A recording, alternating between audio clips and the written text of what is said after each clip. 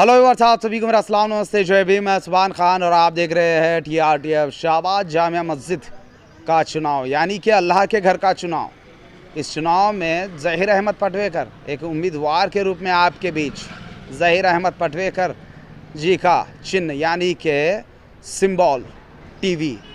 अगर ज़हीर अहमद पटवेकर को शाहबाद के मुस्लिम समुदाय के लोग आशीर्वाद देंगे इस चुनाव में, तो ज़हीर अहमद पटवेकर किस प्रकार से इस मस्जिद की सेवा करेंगे। तो आइए देखते हैं एक रिपोर्ट।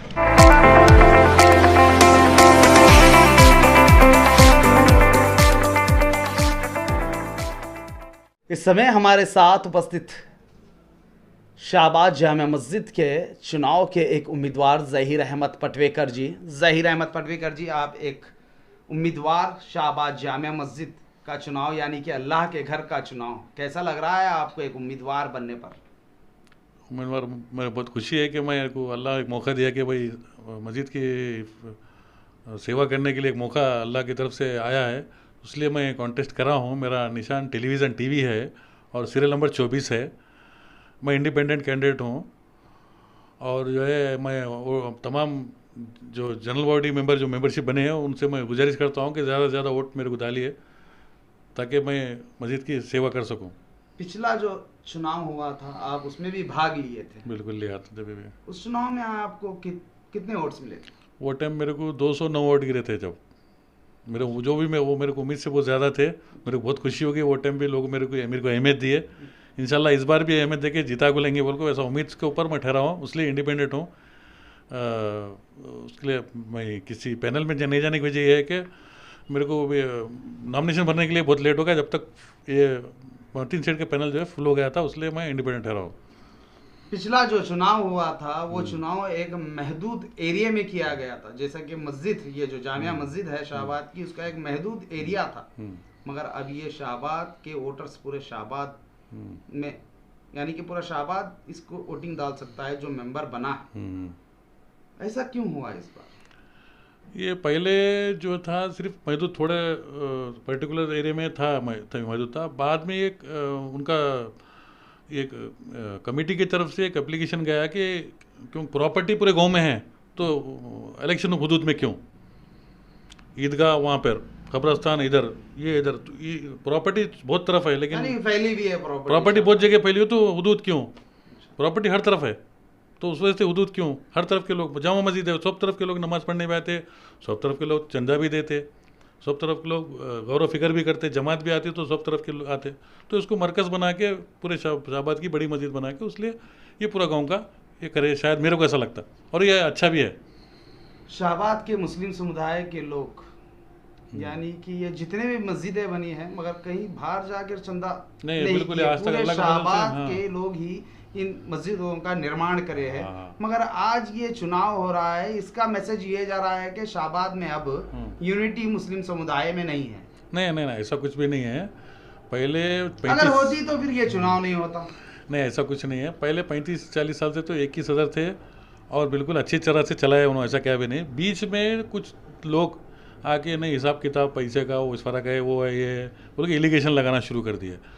तो उसके बाद इलीगेशन के बाद अचानक मामला आया कि इलेक्शन करेंगे, तो इलेक्शन आया।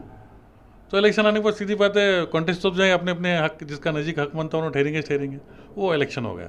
लेकिन तकलीफ की बात इस बार ये हो गई कि लास्ट बार जो इलेक्शन लाने के लिए लड़े थे, आज वही लोग वो जिनके साथ लड़े थे उनके साथ मिल के इलेक्शन लड़ रहे हैं। ये थोड़ा हमारे को शॉकिंग न्यूज़ है। हाँ, और दूसरी बात, हम मतीन सेठ के पैनल में हमारा सपोर्ट मतीन सेठ के पैनल में सपोर्ट करने की वजह यह है कि इधर के पैनल से कोई रिस्पांस नहीं आया हमारे को कि भाई तुम भी आओ हमारे पास ठहरो करो, ऐसा रिस्पांस नहीं आने की वजह से मजबूर, हमारे पास ऑप्शन नहीं था। तो हम इनके सपोर्ट में हैं। अब उन्होंने हमारे सपोर्ट में, हम उनके सपोर्ट में, उनके 11 हमारे, हम 2 जने मिला के 13 हुए।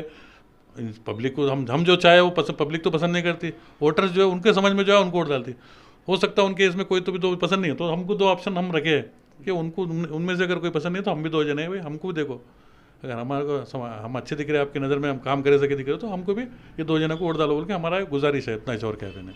हमने सुना है यही वो जामिया मस्जिद है जिसमें मुस्लिम समुदाय के लोग नमाज पढ़ते हैं। इस मुस्लिम समुदाय के जो इमाम होते हैं यही मस्जिद में ऐलान किए हैं कि जब रमज़ान आता है तो भर जाती है मस्जिद, जब रमज़ान चला जाता है तो वीरान होती है मस्जिद। तो उस वक्त जब मस्जिद को जिस प्रकार से लोग रमज़ान में इबादत करने आते हैं, रमज़ान के बाद नहीं आने पर मस्जिद रोती है, मगर आज उस अल्लाह का घर, वही मस्जिद जिसे अल्लाह का घर आप कहते हैं, आज उसका चुनाव है। तो मुझे ऐसा लगता है कि हर एक ईंट, हर एक पत्थर जो इस मस्जिद के निर्माण में लगा है वो तो अब फूट फूट के रोती होगी। वो कैसा, उसकी नमाज के बारे में अल्लाह हिदायत जिसको देगा वो बराबर नमाज को आएगा, उसके बारे में ज़्यादा बहस करना नहीं चाहता, क्योंकि यहाँ खाली हमारे यहाँ का मामला नहीं है, पूरे हिंदुस्तान या हर जगह का मामला है। रमज़ान होती मस्जिद फुल हो जाते, बाकी टाइम में मैं पकड़ के बोल रहा हूँ। देखो ये चुनाव, अगर ये इस चुनाव की अगर हम बात करेंगे तो ये चुनाव की अनुमति भारत देश का हमारा संविधान डेमोक्रेसी है, डेमोक्रेसी है, कर सकते हैं, मगर आपस में बैठकर भी कमेटी बना सकते। हाँ, ये बात बिल्कुल अच्छी, काफी विवादों में रहती है ये मस्जिद। बिल्कुल नहीं, वैसा कुछ नहीं। एक बार हुआ था ऐसा, कमेटी बना के 11 लोगों की भेजे थे, उसमें से 2 लोगों का ऑब्जेक्शन आया था, ये 2 लोग को निकालो भी, कमेटी बगैर इलेक्शन के करेंगे। लेकिन वो जो कमेटी जो बने थे वो टाइम पे उन्होंने नहीं माने वो चीज़ को, उन्होंने बोले 2 जनों को रिप्लेस करो, इलेक्शन की जरूरत नहीं है।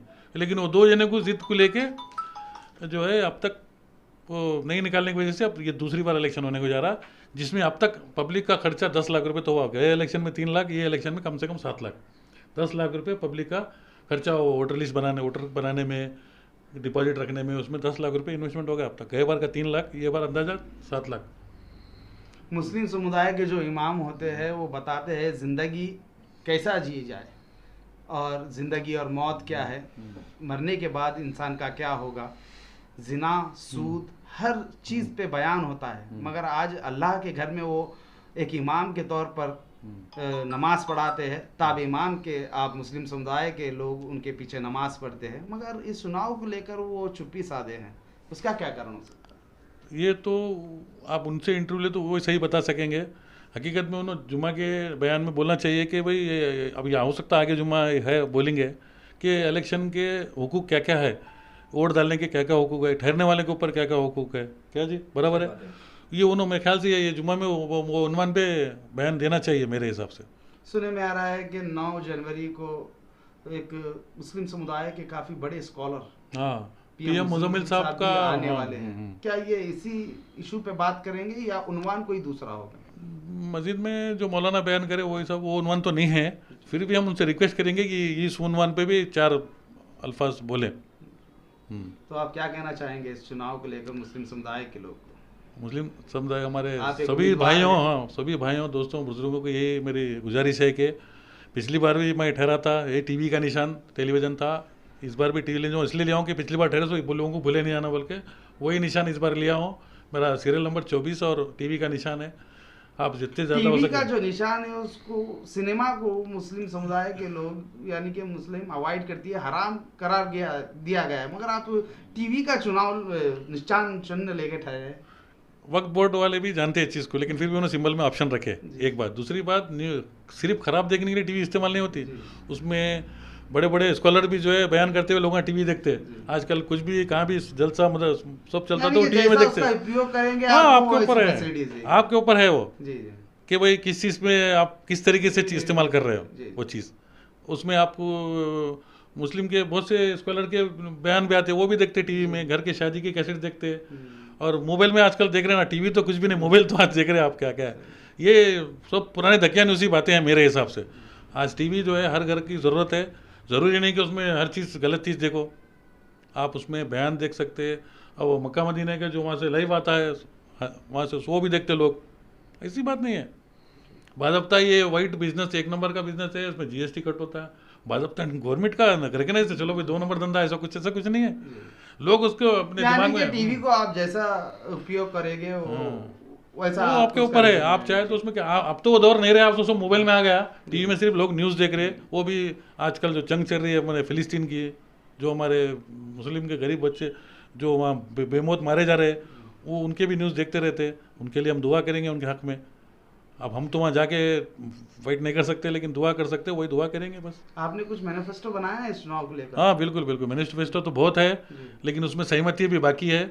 मैनिफेस्टो बहुत है हमारे पास। जो मतीन सेठ जो है उनके, ज़ाहिर सी बात है हम 2 जने तो जीत के कुछ नहीं कर सकते, तो कम से कम 6 से 7 यानी कि आप अमर मतीन जी का जो पैनल है उनको सपोर्ट करेंगे और वो आपको हम सपोर्ट करेंगे। हाँ बिल्कुल। मैनिफेस्टो तो बहुत बड़ा लंबा चौड़ा है, आप सुनेंगे तो दंग रह जाएंगे और ताजुब हो जाएगा। मेरा अंदाज़ा है 36 महीने का जो पीरियड है हमारे को कम गिरने वाला है। हमारा कम से कम 50 लाख रुपए का काम करेंगे हम। ये आपको रिकॉर्ड करके रख लो, कोई भी वीडियो देख रहा तो 50 लाख रुपए का हम नया इम्प्रूवमेंट करके दिखाएंगे। कोई भी अपने सामने वाले से एक जना अपॉइंट कर लो अपोजिशन से, कि वो ना के हिसाब हमको पूछना 50 लाख आप बोले थे, कहाँ है 50 लाख का हिसाब बोल के, वो हम बताएंगे। जैसे कि आपने जाना ज़हीर अहमद पटवेकर जी शाहबाद जामिया मस्जिद के चुनाव के एक उम्मीदवार, तो आप इसी तरह देखते रहिए TRT। अब हम आपके बीच इसी तरह आते रहेंगे।